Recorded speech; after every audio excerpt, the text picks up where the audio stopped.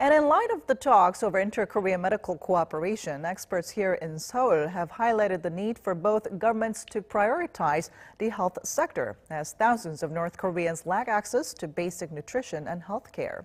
Our Soo-young has more. Amid the two Koreas' efforts to build peace on the peninsula, medical experts in the south have stressed the importance of addressing public health in the north. There's a gap of 11 to 12 years in terms of life expectancy between South and North Koreans, despite coming from the same gene pool. Over 10 million North Koreans, nearly half the population, are believed to be malnourished, according to the World Health Organization. The reclusive state has also seen one of the most severe outbreaks of tuberculosis in the world. Experts say this is hardly surprising, as most North Koreans lack proper medical care. Chronic nutritional deficiency starts at an early age, and the level of intensity hugely varies by region. Some areas are extremely out of reach when it comes to nutritional support, and the most vulnerable targets of regional and economic exclusion are children.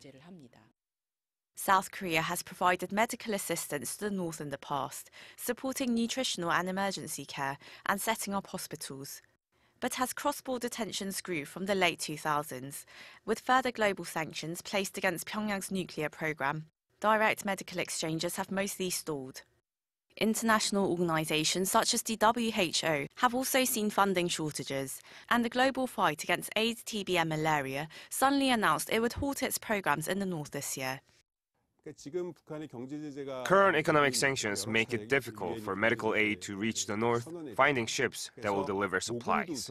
Banking restrictions mean supplies cannot be bought there.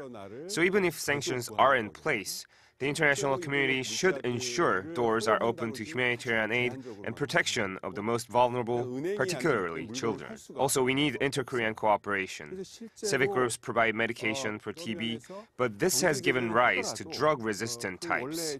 So we need to address the problem between our governments and professionals to foster a healthy community of people on the peninsula. Professor Shin said health should be a non-partisan and permanent area of cooperation, citing how agreements made on public health were one of the first legal steps toward German reunification.